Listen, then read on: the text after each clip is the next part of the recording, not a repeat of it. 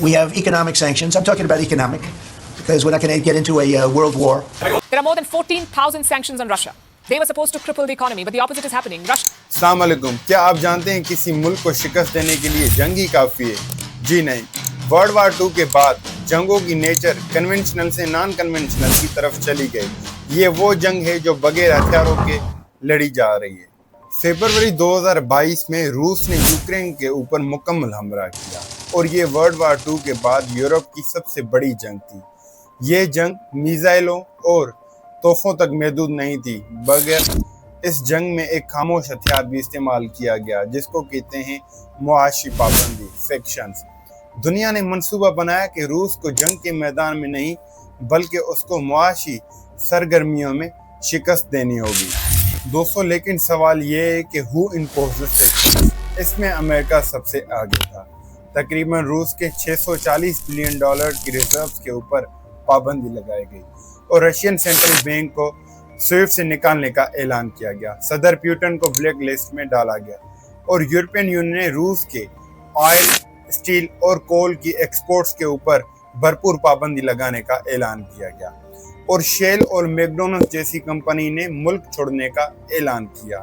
روس کے ساتھ یوکے، جاپان، آسٹریلیا، کینیڈا جیسے ممالک نے اکنامک فرنٹ میں حصہ لیا، یعنی گلوبل اکنامک جنگ شروع کی گئی. اب دیکھتے ہیں ان سیکشنز کا رشیا کے اوپر کیا اثر پڑا.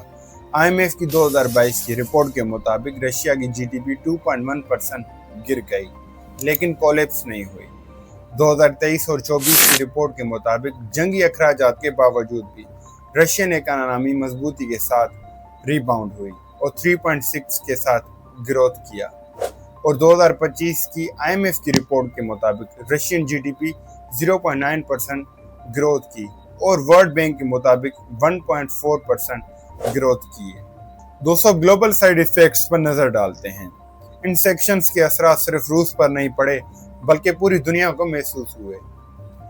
یورپ کو گیس کے بحران کا سامنا کرنا پڑا اور انٹرنیشنل مارکیٹ میں آئل کی قیمت $120 پر بیرل جا پہنچی. افریقن اور ایشین ممالک کو فوڈ کرائسس کا سامنا کرنا پڑا کیونکہ یوکرین اور رشیا ہائیلی ایکسپورٹر ہیں گرینز کے، یعنی ایک دھاری تلوار تھی. روس کو تو نقصان اٹھانا پڑا بلکہ اس کے ساتھ پوری دنیا کو معاشی بحران کا سامنا کرنا پڑا. اب جنگ کے 3 سال بعد سوال یہ ہے، کیا دنیا واقعی روس کو آئسولیٹ کر پائی؟ جواب شاید نہیں، کیونکہ روس کی آج بھی ایران، چائنا، بھارت جیسے ممالک کے ساتھ تجارت قائم ہے. یہ جنگ زمین پر نہیں بلکہ عالمی معیشت کے نشانے پر لڑی جا رہی ہے، جہاں پر سیکشن ایک اہم ہتھیار ہے مگر محدود اثر رکھتا ہے. خدا حافظ.